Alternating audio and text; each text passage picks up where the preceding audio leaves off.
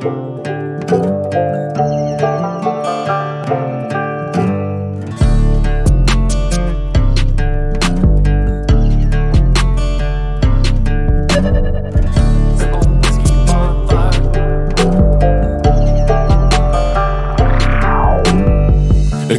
me a simpler life where the crickets and the cattle and the coyotes are all you hear every night. Give me the whippoorwill's cry. May the view from my porch be a mountain rising and a blue sky. Cornrows have grown high, 100 years ago by, still swearing by our same old time beliefs. We say, give me a simpler life.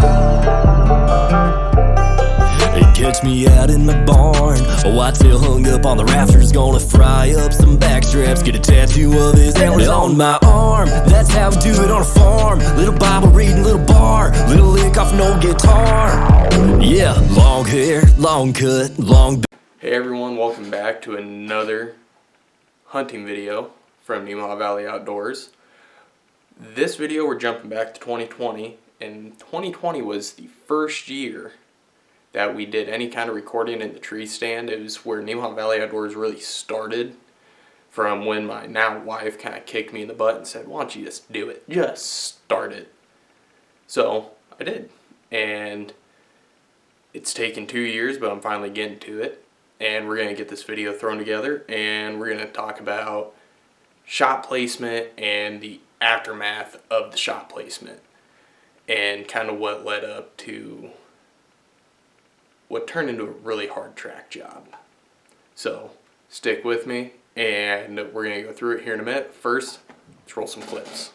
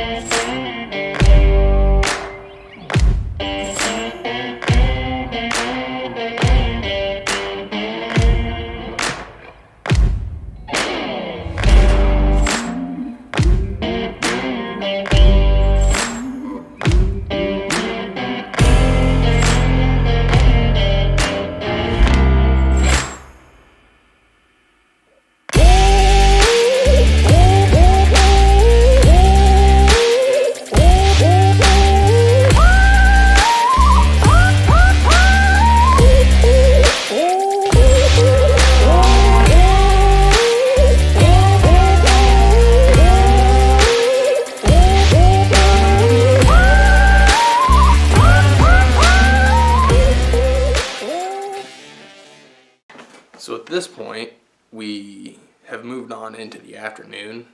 It was probably 2:30, 3 o'clock. I convinced my now wife to go out to the field with me and just go hunt. I told her about all the rut activity I'd been seeing that morning, guaranteed a deer on the ground. And at about 3, I hit the antlers together. And this buck I called One Eye Willie, because he only had one eye. He was a little bump buck who got courageous, I think. But One Eye Willie came in, and he just kind of passed through, and didn't get footage of him because it was our first go around recording. But we've worked on that. And then about a half hour later, I hit the antlers together again, and over the treetops, I just saw antlers running at us. And I batted Brittany a little bit and said, get the camera ready and stay leaned back. And she kept trying to poke her head around to see what was going on. I kept pushing her back, knowing that whatever deer was coming was going to see her poking her head around. And well, here's what happened next.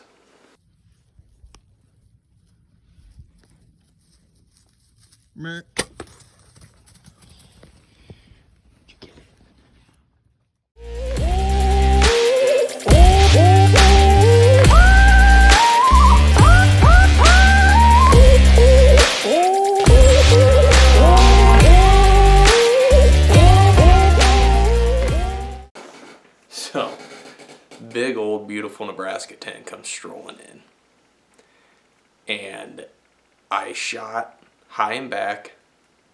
It's not really where I wanted the arrow to go, but that's where the arrow ended up running to.